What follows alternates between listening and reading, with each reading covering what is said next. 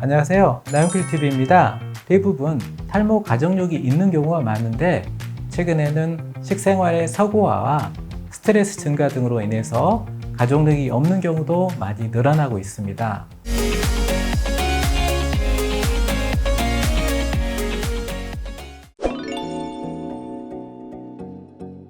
오늘 시간에는 여성분들에서 가장 흔하게 발생하는 탈모 유형인 여성형 탈모증에 대해서 설명드리려고 합니다. 여성형 탈모증은 말 그대로 여성분들에서 가장 흔하게 발생하는 탈모증으로 보통 정수리 부분의 모발 숱이 줄어들면서 가르마 부위가 넓어 보이는 형태로 많이 나타납니다. 보통 사춘기 이후에 증상이 나타나기 시작하는데 사춘기가 지나면 여성 호르몬이 분비가 되면서 2차 성징이 시작이 됩니다. 그런데 난소나 콩팥 위의 부신이라는 내분비 기관에서 소량의 남성 호르몬이 역시 사춘기 이후에 여성분들에서도 분비가 되기 시작합니다. 이 소량의 남성 호르몬이 뒷머리카락보다는 정수리 부분의 모발을 가늘어지게 만드는데 모든 여성분들에서 탈모가 일어나지는 않고 유전적인 소인을 가진 여성분들에서만 탈모가 발생하게 됩니다. 대부분 탈모 가정력이 있는 경우가 많은데 최근에는 식생활의 서구화와 스트레스 증가 등으로 인해서 가족력이 없는 경우도 많이 늘어나고 있습니다. 여성형 탈모증의 유병률은 식생활이 서구화된 서양의 경우 전체 여성의 40% 정도까지 발생할 수 있다고 보고되고 있으며 우리나라 연구에서는 전체 여성의 5에서 6% 정도에서 여성형 탈모증이 발생할 수 있다고 보고되고 있지만 최근 서구화된 식생활 등으로 인해서 여성형 탈모증의 유병률이 계속 증가할 것으로 생각됩니다.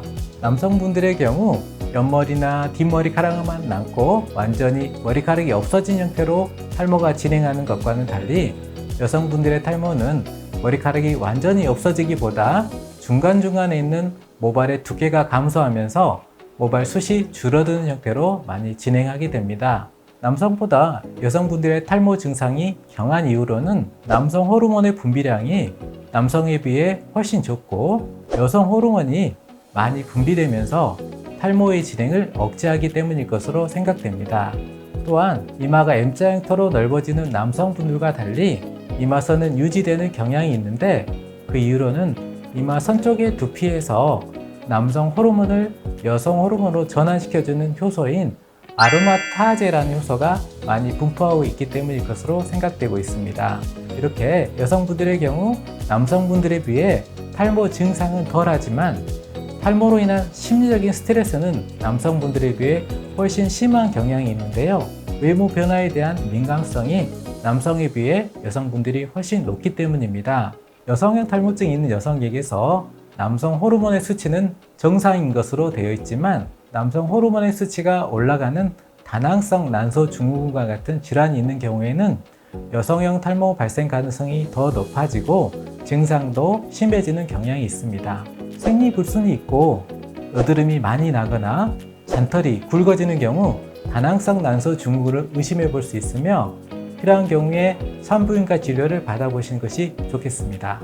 최근에 식생활의 서구화 등으로 인해서 다낭성 난소 증후군의 유병률도 올라가고 있는데 당뇨나 비만, 동맥경화, 고혈압 등 심혈관계 질환이 있는 경우 여성형 탈모의 유병률 또한 올라가는 것으로 되어 있어서 식생활 개선 및 적절한 운동이 탈모를 예방하는 데 도움이 되겠습니다. 오늘 시간에는 여성에서 가장 많이 발생하는 탈모 질환인 여성형 탈모증에 대해서 알아보았습니다. 다음 시간에는 남성분들과 다른 여성분들의 탈모 치료에 대해서 설명드리는 시간을 갖도록 하겠습니다. 이상 나영필TV였습니다.